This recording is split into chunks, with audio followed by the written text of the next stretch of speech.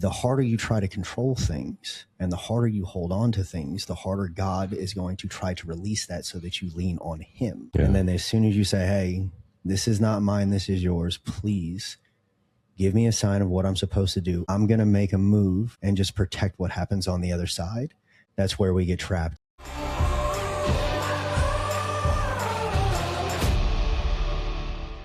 What is up, guys, and welcome back to Life by the Horns. Today, we're going to talk about something that sounds spiritual on the surface, but underneath might actually be fear. Because there's a phase or a phrase a lot of men use when they don't want to move. I'm praying on it. I'm waiting for clarity. I'm waiting for a sign. And sometimes that's real. But sometimes it's avoidance wrapped in spiritual language. Because there's a difference between waiting on God and hiding from discomfort.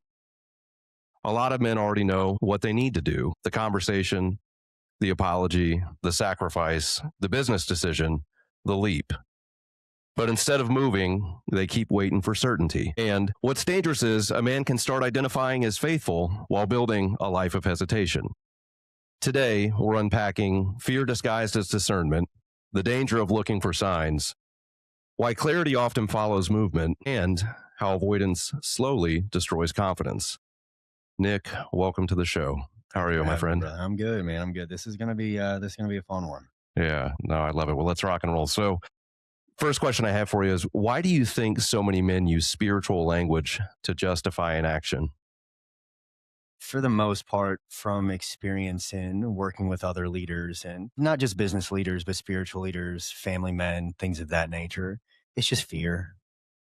Right. So we use spiritual language because, we often we want to pray for discernment, but discernment doesn't necessarily mean that you're going to get a clear answer. You're going to get a push or a nudge in a certain direction.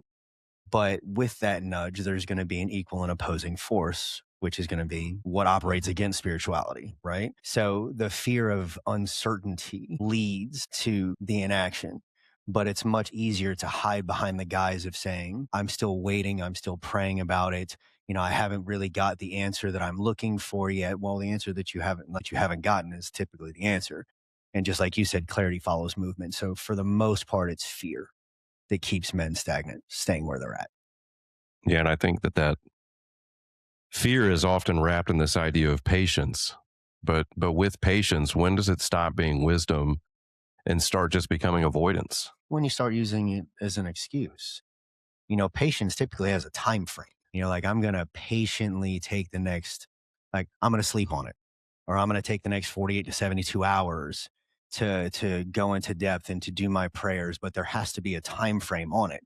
If you're saying I'm being patient and I'm going to pray on it for a month, 2 months, 6 months, there's a cost for inaction. And you start absorbing too much of the cost at that point. So I think that patience stops being wisdom and starts being avoidance when you go past the time frame that you should have set to have the answer, or to at least move past the fear so that you can start getting data. Yeah. From your own perspective, though, how do you tread that fine line between patience, though, and just avoidance? I mean, you mentioned 24 to 48 hours in prayer, but, oftentimes I've also heard that, our timeline is not the same as God's. So what does that balance look like for you? I always believe that God is faithful and God is always good to me, and he always has what's best for me in his plans. So after I pray, I move, knowing that if I fall, he's going to pick me up, and knowing that if I'm going the right direction, he's going to show me I'm going the right direction. But that's where faith comes in.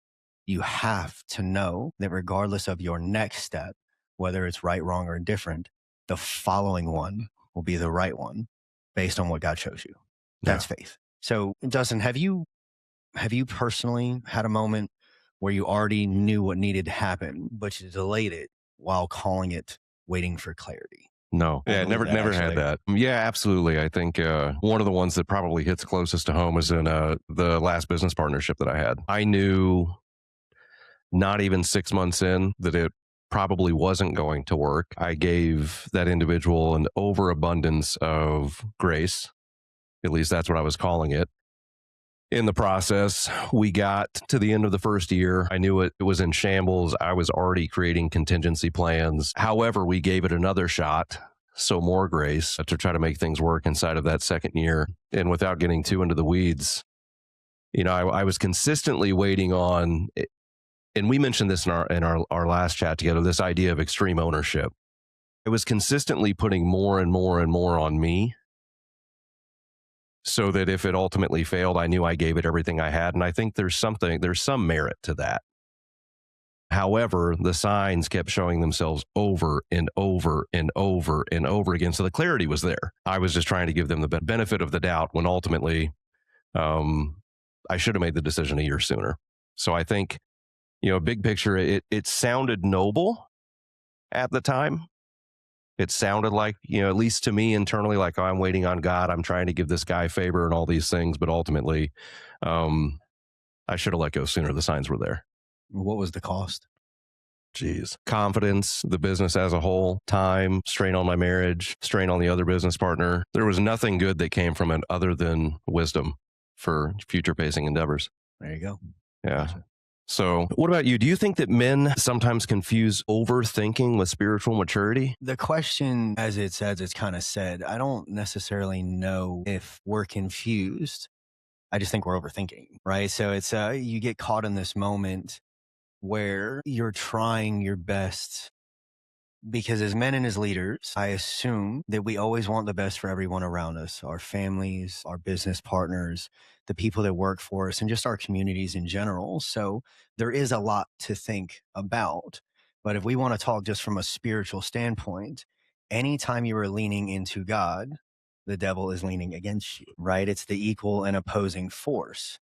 So the harder that you lean into and speak to God, you have to have that understanding that there's going to be that pushback, which means you need to push harder, right? So it's more of a spiritual battle versus confusing overthinking with spiritual maturity, because with spiritual maturity, you understand that there's going to be that pushback.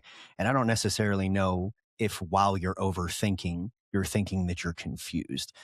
You're just confused, right? So I think that when we're talking about it openly, yeah, we can kind of blur the lines of overthinking stuff versus spiritual maturity. But at the end of the day, we get trapped in analysis paralysis, because the way of the world is typically all of the things that could go wrong sit on you, and they sit on your chest, and they sit on your heart, and they sit on your mind, especially if you're a hyper performer. And that doesn't necessarily confuse you. It scares the hell out of you. Yeah. It puts cement blocks around your feet, and it makes it harder to follow God, which is again why it's called faith. The harder you try to control things and the harder you hold on to things, the harder God is going to try to release that so that you lean on him. So we just get trapped. Yeah. And then as soon as you say, hey, this is not mine, this is yours, please give me a sign of what I'm supposed to do, or I'm going to make a move and just protect what happens on the other side. And I think that that's where we get trapped, is just overthinking, trying to control everything. And eventually you just kind of lean back into your spiritual father. Yeah, I think there's two things in all that are interesting to me. One, Miles, a good friend of ours, had mentioned a couple of times to me that in these bigger decisions in life, he's got kind of this level system or tiers. And what he will do is he'll rate the decision on a scale of 1 to 5. And prayer is obviously a part of it. But then based on that 1 to 5 scale, that's how many mentors or other people he seeks advice from. And so if it's a 5, these 5 people that are the most important to him in life, he runs it by all of them, which clearly delays the process of decision making because he has to speak to more people and lean into more words of wisdom. The other thing that you had mentioned to me last year, I think in December, that honestly shook me a little bit. And it was this idea of when you're praying, there are 2 people listening. And I just sat there. My first thought was, what in the heck are you talking about? Because when I pray to God, that's my time with God. And you were like, no, there's obviously God and there's the devil. And sometimes the things that we pray for can show up very differently than we expected because that other party is listening. So with that, I want to kind of jump into this idea of looking for signs. So I think there's looking for signs, but things can also get a little bit dangerous when you do that, because our brain is wired to seek solutions and find what we're looking for. And if we want a reason to move, we'll generally find it. If we want a reason to stay safe, we'll generally find that too. How much of I got a sign is actually discernment versus confirmation bias? I think that the the sign itself, if it is the quick, flashy, worldly sign, it's probably not from God. If it's the one that slows you down and is thought provoking and pushes you to lean more on God, that is typically the sign that you're wanting to follow, because hey, it's the girl in the red dress, Yeah. the Matrix, right? That's the devil. It's like you've got all these things around you. We're walking past. Morpheus is explaining everybody in here can be an agent. Everybody in here can kill you. Blah blah blah blah blah blah. And the girl in the red dress goes by, and it's a complete distraction. It's like, oh, there's the sign. So with that, if you are spiritually in tune and you've spent most of your time in prayer, you're not distracted, and you see a small, subtle sign, which is why they're called nudges, that's probably the right thing. If it's this big, flashy explosion of a thing, it's probably not the sign you're looking for. That's not how God typically operates. Yeah. Well, what about this idea that sometimes an opportunity arises or we're seeking certainty from God, but faith wasn't ever supposed to provide certainty in the first place? Do you have any experience with that? So, do you think when faith was never supposed to provide certainty? That's a hard question, man. So I think you have to operate just under the best way that you possibly can, and having the faith aspect of it, it's not supposed to provide certainty in a certain solution, right? It's not supposed, like, if I want to make a decision right now, isn't know that this is the right decision. Faith is, regardless of what happens, I know I'm going to be okay. And it's a huge drawing line. Like, and I'll give you an example of what I'm going through kind of right now. I've been looking for other business opportunities to get myself into just so that I can diversify. As soon as I start looking for those things, 7 or 8 of them popped up. Some of them are in my wheelhouse. Some of them are not in my wheelhouse. Some of them I have huge imposter syndrome in certain areas. And I'm sitting here trying to pray about each one of them. And there's an emotional draw to each one. There's things that I would like to be able to do, but I also know that I can't do them. So when I go and sit down and look at these different opportunities, it's going to be, okay, God, please, I'm going to pray for discernment, and it's going to narrow it down. And then from those things, I have to make sure that I'm not leaning into comfort too much. And then whenever I dwindle it down to the 1 or 2, it's going to be the one that I make the decision on. I know God is going to take care of me, whether it's the right or wrong decision. And one way I'm going to be successful, the other way I'm going to learn how to be successful because I'm going to screw it up. Yeah. Right. So, but yeah, like, I've been stuck in it. I think men get stuck in it all the time because we're problem solvers. We drive for solutions. We have a lot of people that depend on the decisions we make. But at the end of the day, I think that there should be enough proof that you are who you say you are, and that you've survived every single day that you've been alive on this earth. God has pulled you through absolutely every good situation, absolutely every bad situation, and this situation will be no different. So I think that that's what faith should provide you. Yeah. And I'd like to pivot just a tad from where I was going to go to kind of lean into more of what you were saying. For so many of us business builders, man, we're always looking for those additional opportunities. And to your point, to diversify. And why do we generally do that? In my opinion, honestly, it's to create more safety and security. Yeah. I think that if for some, it's just hustle and you want to have the 5 things and the passive income and all that. I get it. For me, it's really come down to a place of 1, it has to align. And 2, there's got to be value add that goes both ways. And if both of those things are true, generally yes is probably the answer. And I like something my coach even shared with me. It's either a hell yes or a hell no. There generally shouldn't be a lot of middle ground. And so as you're going through this right now, how do you lean into discernment to decide what makes the most sense and what doesn't? Because you mentioned woman in the red dress, shiny object syndrome. I've seen so many entrepreneurs pursue so many things just because it makes sense. But in my world, what makes sense is I don't want to work significantly more. I know where I operate the best. If I feel like I can add real value, and the other way, it makes a lot of sense. But for you, I'd love to hear, how do you decide what makes a lot of sense with so much opportunity right in front of you? By listening to people like you. So, from a systematic standpoint, I have to listen to people that have a different skill set than me. So, I've listened to you speak about how you would look at an opportunity. You've coached me a lot on how to look at an opportunity. And one of the major things that I've learned is stay in your lane, right? There's a million different pots inside of whatever lane you have and whatever gifts God gave you. So, even though I want to be of service and I see an opportunity to be of service for a young leader over here, it's like, am I really gonna gonna be able to do what I feel I should be able to do from him? And if I do that, what is the negative effect over here? Because there is a finite amount of time that we have. So and another thing that you taught me was spending most of your time doing the thing that you are greatest at. So when I look at all these opportunities, how much of my time is going to be spent in doing what I am greatest at inside of this opportunity?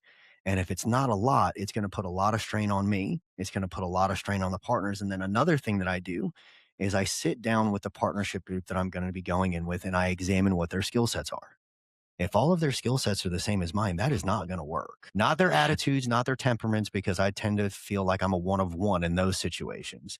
But if I sit down with people and it's like, oh, you're great at sales, you're great at networking, and you're great at just plowing forward, and there's a whole leadership group of that, that's not going to work. Or there's going to be an expectation of me to do something outside of what I'm really good at, which I can do, but it's not going to be fulfilling. It's not going to make me happy. And it's going to lead to burnout. So as I pray about it, God will start nudging me and saying, hey, look at this. Ask this question. Ask this question to the partners. Look at what this looks like. How much of your time is going to be spent sitting behind a computer and doing certain things? And he kind of just shows me like, hey, man, like he'll lead me to the decision that that's not the best thing for me. Either that or he'll make me extremely uncomfortable with like a dollar amount that needs to go into it. Or I'll feel a sense of like, hey, no, you can do this. And they just start kind of dwindling themselves out. If that makes sense. Yeah, I'm not necessarily a follower of all of his things, but there's something that Dave Ramsey said recently, specifically to cars, that I thought was interesting. And I've used this analogy in different areas of my life now. So this guy called in on his show, said he was looking to buy this car, and Dave gave him these three rules. And he said that, the first rule, and I might get this math wrong, but I believe he said, if the car is less than 25% of his yearly income, then he checks off the first box. The second one was, if he were to take that amount of money and set it on fire, would it impact his wife and his life negatively? And then if they could get through those two things, the third one was, are you doing it for other people's approval or is it for you? And I was like, man, I thought about, the first nice truck that I bought. And I'm like, man, I would not have made it through that equation. But now Yeah. I'm looking at other things in my life and I'm using a really similar framework to, does this make sense? Because if it doesn't, I think these things should make us mildly uncomfortable. I mean, you mentioned imposter syndrome, and I know everybody's felt that. And I love this reframe around imposter syndrome, which is, you should only feel like an imposter if you're pretending to know everything. However, if you're very open and honest that you don't, what's interesting is more people give you authority when you have some humility versus the guy that says, I know it all. But for you in these moments right now with these opportunities that have come up, do you feel like there's been any of these, lady in the red dress or devil in disguise that's sitting there saying, hey, big potential, man, your other friends have done things like this before, you should too? Or is there anything that's kind of shown up that you're like, man, I don't know, I feel like this is more of a red flag than an opportunity? All of them. All like it's all of my friends are wildly successful in their fields. And it's very flattering that they'll come to me and say, hey, I want to do business with you. Like just like you have no experience in this field, but I know you are who you say you are. Like I guess personal brand of just being an honest, hardworking, high integrity human has brought a lot of things to me. But yeah, they're all red dresses. They're not in my field of expertise. And to couple with what you're saying about imposter syndrome, I do think that imposter syndrome comes from like thinking that you have all the answers when you really don't. But I also think it comes from thinking that you should know more than you actually need to know. So when I walk into certain situations, I feel like I have to have all the answers when realistically, that's probably not why I'm there all the time. I'm probably there because of something like I never answered any questions in these fields and they still came to me. So they came to me for a reason to help from a leadership standpoint, a motivation standpoint, a recruiting standpoint, or whatever that thing may be. So for me to think that they came to me because, and I'll just use roofing, for example, I have all the answers about roofing. No, I don't. And they know that. So I don't know why I feel bad about not knowing all of those things. You know what I mean? So I battle with that. But from a spiritual standpoint, right? Which is kind of what we're leaning into. Anything that you try to grip tighter and that you put before God is idolatry and is not what you should be doing. So if I am worried about making a decision or I'm worried about this other thing or I really want this opportunity so incredibly badly that I'm willing to ignore red flags, that is the red flag. If it causes separation from the Father, it's not for you. And Corey Baker, which is one of the greatest leaders I've ever been around, a couple of months ago, he went to Alabama, huge Alabama fan. And he found this property that you just can't get. He doesn't know how he stumbled across it. It's just amazing. And he's always wanted a house down near Alabama State. I think it's Tuscaloosa or whatever. Beautiful. And he got so excited about it that, he put the money down, he did everything, and he was talking about it all the time. And in our men's group, he caught himself and he goes, I'm thinking about this too much. I want this too badly. I need to stop and I need to spend more time praying so that he could just forget about it and he referenced the song Hold On Loosely, but don't let go. Right. So, and it's for everything in life. If you're squeezing onto your business too tight, chances are you're going to suffocate and it's going to go away. If you helicopter parent your kids and you don't lean on faith enough, something is bound to happen. And it's the same thing in these situations. So from a spiritual standpoint, I wanted to make sure that I threw that in there because it's important to know that anything that you put in front of God is going to end up being the thing that causes your demise. Yeah. Right. No, I love that. Well, we've said it a couple of times, but I think people throw the word discernment around pretty constantly. But I also think that men don't actually know what it means. In your own words, what is discernment and how do you separate it from fear or self protection? What's really funny is I was just thinking, like before you asked that question, I'm like, I wonder what his definition of discernment actually is, and then you asked me what the definition is. Uh, right, just calibrated guidance is the best way that I can put it. So when I pray for discernment, I am praying for you to show me basically a pros and cons list. Yeah. Right? Like, hey, is it going to be more over here? Is it going to be more over here? Are you going to open my eyes and expand my thought process so that I can look at things clearly and unbiased? Are you going to have somebody strike up a conversation with me that isn't nose blind to my skill set, which I think is another thing in partnerships that is extremely valuable is you have to have somebody from outside of your scope challenge you on certain things. So discernment should be unbiased, unemotional, and very clear. Fear is not. Fear is an emotion, right? Fear of loss, fear of gain. All of those things will cause an emotional charge inside of you. Discernment doesn't do that. Discernment, it's almost like logic. Yeah. And I think that we confuse the two because we'll end up getting some type of a sign and it causes an excitement or it causes a fear. It's like, oh, that's the way I should go, or that's the way I shouldn't go. It's not how it works. Discernment's clear. It's very black and white, in my opinion. That's what you're praying for. You're not praying for an emotion. You're praying for guidance in which way you should go. Yeah. So yeah.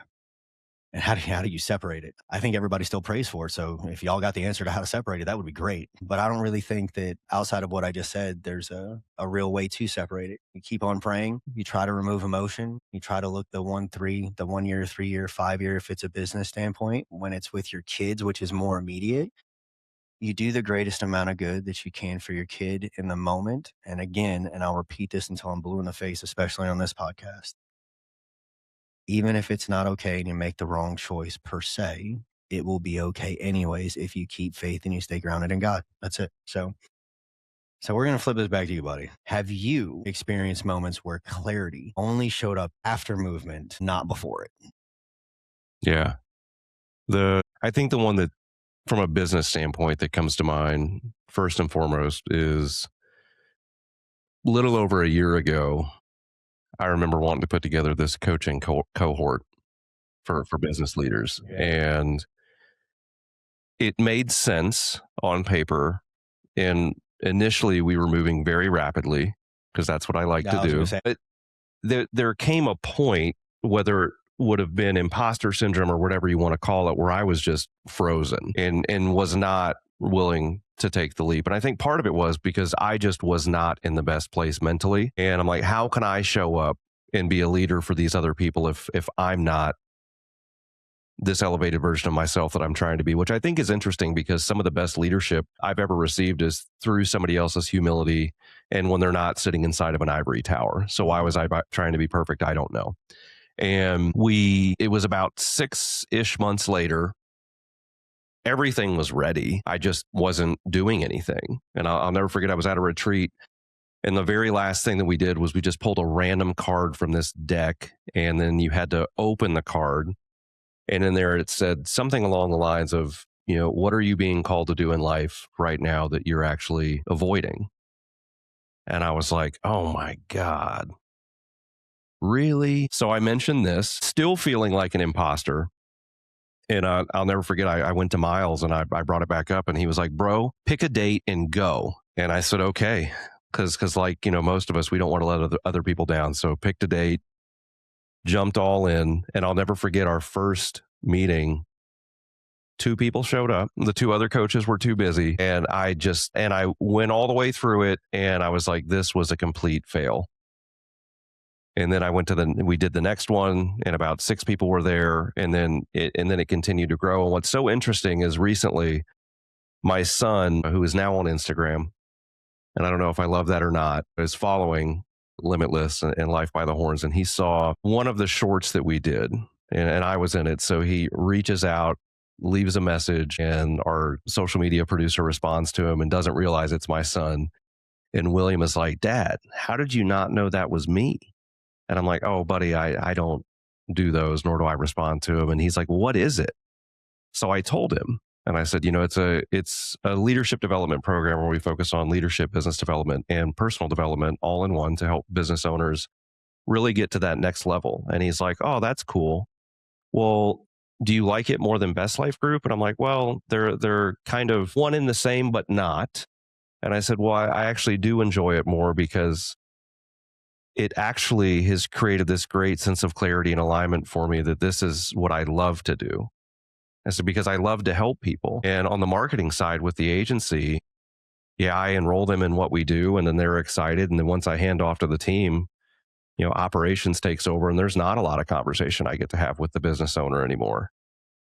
On this side, I get to see them every single week and I get to watch them grow. One of the guys just had, his first son. Yeah. We get to watch them enroll in new business opportunities. I get to have one-on-ones with them. And it wasn't until after I made the leap or there was real movement that I got that clarity and that sense of alignment. And then looking back, although I probably wasn't ready, I'm like, man, this is something that I should have continued to do, versus for a 2.5-year period, I cut it off entirely. So I want to bring it back to the beginning. The imposter syndrome, was it due to comparison to the other leaders that were going to be in the group? No.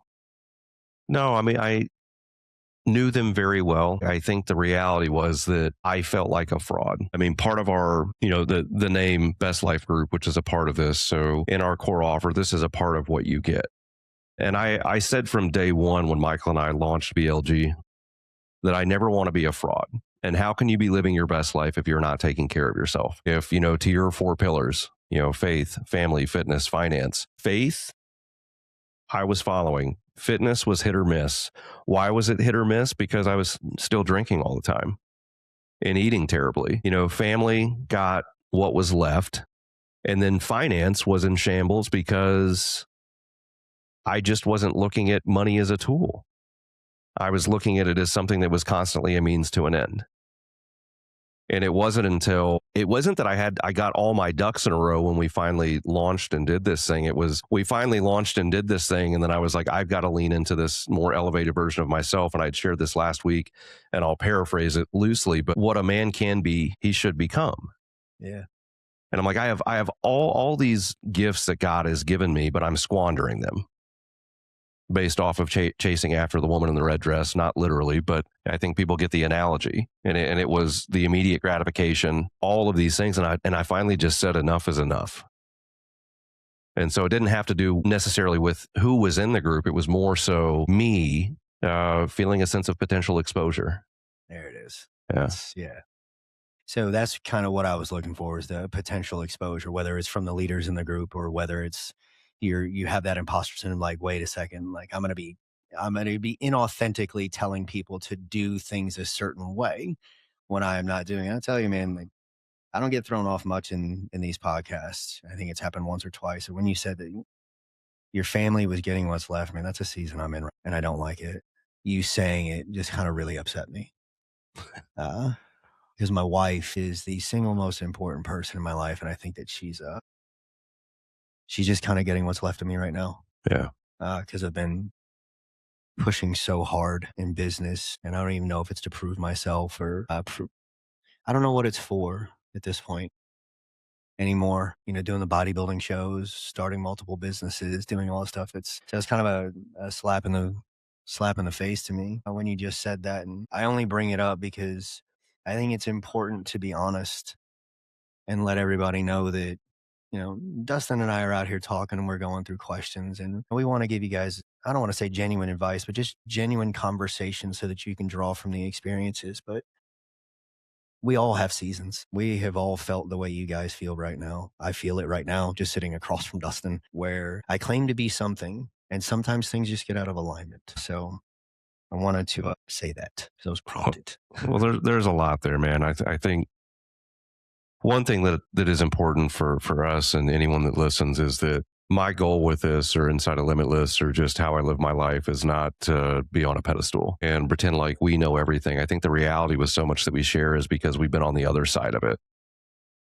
When we sit here and, even here when we did Development Day and you taught about the four pillars, faith, family, fitness, finance, I know you, and I know that you're in a season of business and fitness right now, which means, potentially the other two are not getting, this balance that some people talk about. Again, it's not that I think you're sitting in here or in that room or anywhere trying to be, look at me and look what I am doing. I am the example all the time. I don't think that's what it is. When I sit here and talk about, fitness in my own life, I was the short, fat kid. Yeah. I saw pictures of myself back in early high school and middle school about a month ago. And I was like, man, we turned out all right. But we put the work in order to do it. So, big picture, I totally get what you're saying. And I think there's something else that was brought up to me last week, and it was an interesting question, and I'd love to know your take on it too. But, I was asked early on in this coaching that I was doing one-on-one with Neil Flora. We were talking about the things that I was chasing after. And I had shared those things with him. And a lot of it was, business and more money and, better relationship with my wife and all these things. And so it's been a little over a year now. And he said, what does that look like now? And my knee-jerk reaction, I said, it's the same things. And he said, okay, so all this work and we're still chasing the same things. And I said, but it's different. I said, then I was doing it because I wanted external gratification from other people to say, oh, look at him, he did it. And I said, now I don't care about that. The move down to Florida, the potential other business opportunities, the growth of BLG, me taking care of myself. I used to be able to, I used to think like when I take my shirt off at the beach, I want people to be like, man, look at that guy. And now I don't care for that, take my shirt off and because I don't want to be that fat kid anymore that wants to wear his t-shirt in the pool or at the beach. Like I'm doing all these things for me. And I said that's really the difference. And I said, I think it sounds kind of selfish or self-serving. And he was like, no, I don't think that's what it is, because I think you're truly aligned with this elevated version of who you want to be and what God has called you to be that you've been avoiding for so long. And I think there's a differentiator there, even though I'm still pursuing a lot of the same. I'm doing it for different reasons now versus trying to compare. And you use this word, ideology. I used to compare and look at other people and look at their age and what they'd accomplished. I'm like, man, why haven't I done more? And then live in shame and regret and all these things. And now I look at them and I'm like, man, good for you, bro. That's awesome. And I could learn something from you. And even if I don't get as far or accomplish as much, like as long as I'm aligned and I'm doing it for me, I think that's where we show up our best. I agree. So I don't, to answer the question, I don't know what I'm chasing. It may be that something's still chasing me, I don't know if I'm still trying to fight to prove that I'm not who I used to be, or if I'm trying to develop the person that I actually think I am. And it's a very weird spot to be because it's like it's been years since I've been anything other than this person. But I do get challenged a lot on the efficacy of who I am now. And I don't like who I am now all of the time, which is hard. I don't think I'll ever truly arrive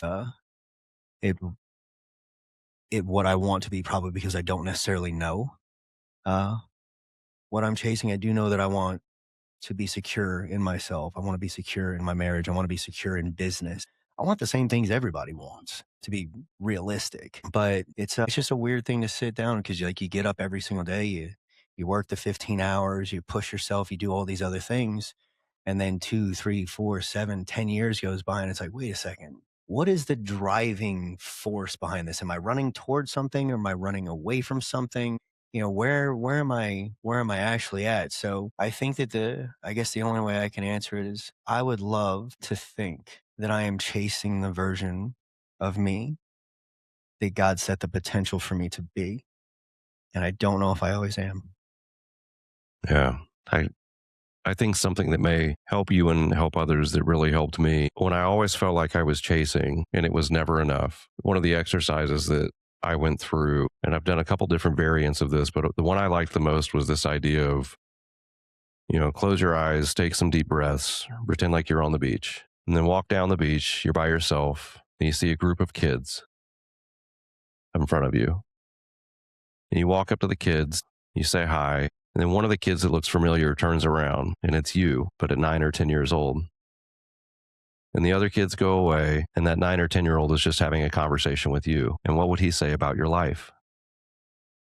And as I went through that, like that little guy would be so proud of what I've turned into, where I am now, especially with all the bumps and bruises and things that I had to overcome. And there's a lot of moments in that journey where there was a lot of pain and suffering.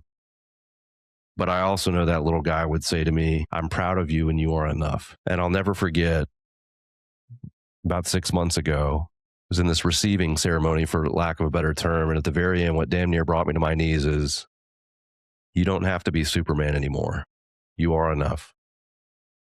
And now I literally drive around with a picture of my 5-year-old self in a cowboy hat and some snakeskin boots. And every time I'm feeling like I'm not enough, I look at him and I'm like, you know what? We're doing something. I think it's a really good frame for everybody to use.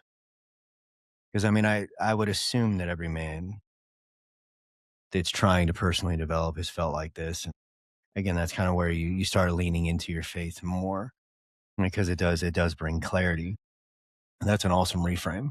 And I think that if I went back and, did the same thing, because I will have to do that practice, I would think that I would get some really good compliments from that young man based on how I treat my children, based on how I treat my wife. And I think that's enough for me right now. I don't think he's going to talk about business. I don't think he's going to talk about money. I think he would look at the relationships that I have with my 7-year-old, my 5-year-old, my daughter. I would like that. And I think that's good enough for me, regardless of all the other stuff that I stress about. Well, That's an awesome reframe, brother. I appreciate that. I think one of the coolest testimonials we ever got was this gentleman that used to drive 2 hours a day one way to his warehouse and got to a point where he was going once every 40 days.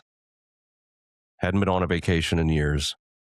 Took his family to one of these big indoor water parks. Had terrible cell phone reception, and he was doing this testimonial for me. And as he's filming it, his son kept popping in the video. And the question was, should you work with Best Life? Something simple like that. And the guy looks at his son and he says, "Hey, buddy, do you know what kind of car daddy drives?" The kid shakes his head. "No." "Do you know how much money we have in the bank account?" Kid goes, "No." "Do you know how many square feet our house is?" Kid goes, "No." "What do you care about?" And he's like, "This." And he's like, "I'll be with you in just a second." And he's like, "Guys, this is what working with them has got me." He's like, "We're all in this constant pursuit of more money, better cars, bigger house. Our kids don't care. What they want is our presence. And to be fair, you need to have enough for security. But a lot of us get to this point where we've got the security and we're beyond that. And we keep looking for more and more and more and more and more at the cost of what?" I had that realization the other day. My son's 7. Hmm. Yeah, it's one of the first times I've asked him, like, "Hey, you want to go with me to the store?" He's like, "Nah, I'm gonna sit here." I was like, "Oh God, what happened? I used to have to beat this kid off me." So yeah, man. That's why family falls where it falls inside of the core 4. Yeah. And it's always good to have the realization that it's not lined up. And that's where I am. So I need to fix that. Yeah. Well, I'm going to jump ahead a little bit, but if there's someone listening who knows there's something they're avoiding, what's their first move? I think admittance that you're not actually waiting for clarity, that you're avoiding it, would be the first half of the first move. Or I say the first third of it. The second third of it would be actually praying about it, asking if you're avoiding it. And then the third part of that first move should be removing yourself from the scenario and reaching out to somebody that will give you an unbiased opinion, which is why I think fellowship and brotherhood is so incredibly important. And I mean genuine, authentic, real friends that aren't afraid to offend you so that you can actually get some guidance outside of yourself and just be willing to accept it. Real talk. Most marketing problems aren't marketing problems. They're business problems wearing a marketing hat. Cute, but very expensive. Maybe you're getting traffic, but it's not converting. Maybe you're converting, but your average sale is too low. Maybe things are fine, but not scaling. That's usually a system issue, not a need a new ad issue. So here's the move. Let's hop on a short call, look at your business, and see what's really holding your growth back. No pressure, no pitch, just a fit check. If we can help, we'll tell you how. If we can't, we'll tell you that too. Tap learn more and grab a time. Well, we're talking a lot about faith, and I think it's important to throw a little bit of scripture in here, not to weaponize anything, but this is where James 2:17 hits really hard for me. And it says, "Faith by itself, if it is not accompanied by action, is dead." And a lot of men say they have faith, but their life is built on hesitation. Nick, do you think that men over spiritualize action because action exposes them potentially as a failure? Man, that's a hard one. So yes, I do think that the rationale behind it is, I think that using your faith in avoidance, which is what we're looking at, tends to be the downfall of many, right? Just like you said, faith without works is dead. But also the fact that you're waiting so long is against your faith, because faith is going. Faith is movement, right? It is taking the step. It's knowing that you're being guided. It's knowing that things are going to be okay on the other side. It is the confidence that God loves you and only wants the best for you. And even if it turns into a really hard situation, that's for the best too. Like my entire life in my 20s built me to be the thing I am at 40. It took a really long time to get there. Really painful. Yeah. I can look back at it now and be like, thank you. But I didn't over spiritualize it while I was in it. I over spiritualize it now because I can say thank you. So I do think that in some cases, It's like, oh, I'm a man of faith. I'm gonna pray about it. I'm a man of faith. I'm gonna go do this. I'm a man of faith. I'm gonna go do that. I'm not sure if this is the move that God wants me to make, and all those other things. And I do think that there's merit to that, but you can't hide behind it. Faith is praying, having the relationship, and not being separated from God. But it's also having faith that God is good. God is good all the time. Yeah. Only the good go to heaven, and only God is good. Only by His mercy and His grace are you able to do anything. So the fact that you have fear while claiming faith to move because you're going to get exposed and the people of the world are going to think a certain thing about you is the complete opposite of what having that faith is. You move with the faith based on the skills that He has given you, knowing that He would never do anything wrong because He loves you, and everything will be fine. Well, if you think about all the great stories of the Bible, it's not like those who had faith lived with no suffering, no pain, no nothing. Oh, So no. when we talk about this idea of failure, I think it's so crippling for so many people, but doesn't have to be permanent. None of it is. No. And something that I also love that Miles has shared with us was this idea that, especially as you get older and a little bit more wise, what you realize is the accomplishments aren't as great as you thought they would be. The failures are also not as bad. And it's just somewhere right in the middle with most of that. I also think the biggest thing here for most people to lean into is being a person of faith does not mean that everything is going to work out in your eyes the way that it necessarily should. But ultimately, it's so funny, especially now as I have a little bit more wisdom. Ultimately, when you start looking back, you go, oh my gosh, this was all a part of a way grander plan that I never would have imagined. Yeah, and it's so funny to me. I had somebody, because you're saying it very softly, where it's just because you're a person of faith doesn't mean it's all going to be, sunshine and rainbows and stuff. It actually means the complete opposite. Being a Christian, being a person of faith is guaranteed suffering. Yes. It is guaranteed suffering. Somebody looked at me, I want to say like 3 months ago. They're like, sometimes I think people just lean into faith because of what it can do for them. I'm like, come again? Like, no, people lean into faith because of the benefit. Like, even in the early days, there was a benefit for them. Like, no, there was no benefit. Like, none. The people who saw Jesus after He was crucified and came back were hunted. Yeah. Like, no, all of them died. Miserable, horrible deaths. That's why the faith is so important. Like Mel Gibson said, nobody dies for a lie, not in the manner that they died. It is guaranteed suffering. The most persecuted religion on the planet is Christianity. Like, even now, if you are a Christian, you will be attacked from every facet of everything that you do. People will grab stuff out of the Bible and start focusing on certain stories that they can't understand. I'm like, bro, you're missing the point. Like, having faith means you will do what is right and speak truth all of the time, which means you are guaranteeing your own suffering for the end goal of being with your Father in heaven, regardless of what that entails while you are here. It is not to give you this great life. It is to serve your purpose and guarantee eternity in heaven. You are guaranteed to suffer. I think that distinction needs to be there. Yeah. And I also love what it says in Joshua 1:9, be strong and courageous. Do not be afraid, meaning fear was already present. It wasn't the absence of fear. It was movement despite of it. Yes. It's guaranteed. Like, the reason that you have faith is because life is hard. And the only way to have meaning in that suffering is knowing that you are doing it for a purpose. That's it. I mean, no amount of suffering that you will ever incur on this planet is more than what Jesus went through. And think about it from a fatherhood standpoint. Let's just paint this picture, right? You and I are fathers. We would never let anything happen to our children, period. Anything that could possibly harm them, that we have the power to stop, we would stop.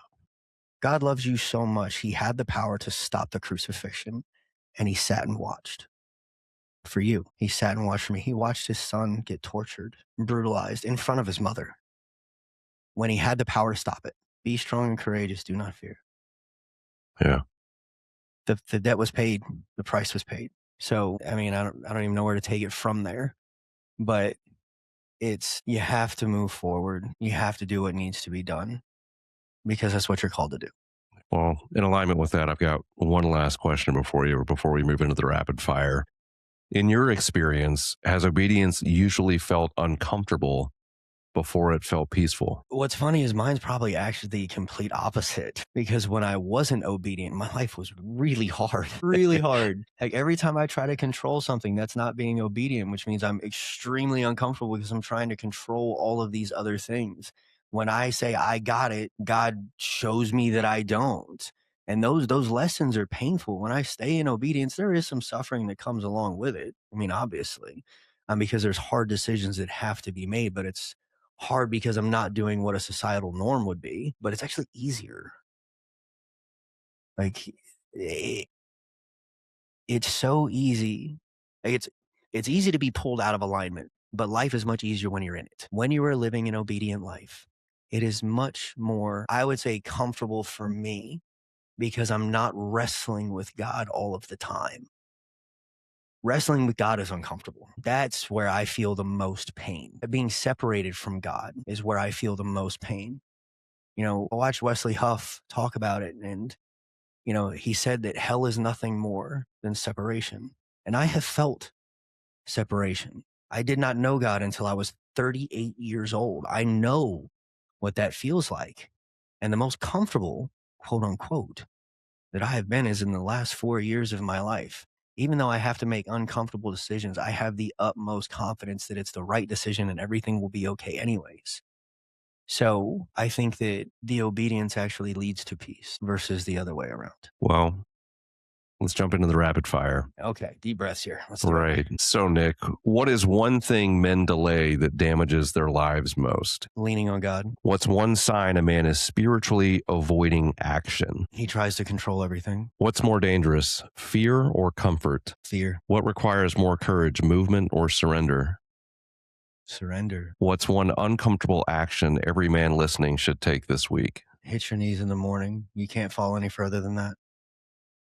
Love it. Well, if something in this conversation hit you, don't ignore it, because deep down, most men already know the move they need to make: the call, the apology, the leap, the decision. The issue usually isn't information, it's action. And eventually, a life built on hesitation becomes regret. Faith isn't waiting until fear disappears. Faith is moving while fear is still talking. And clarity often comes after movement, not before it. Nick, I appreciate you as always. And to everybody listening, thanks for tuning in to Lyfe by the Horns.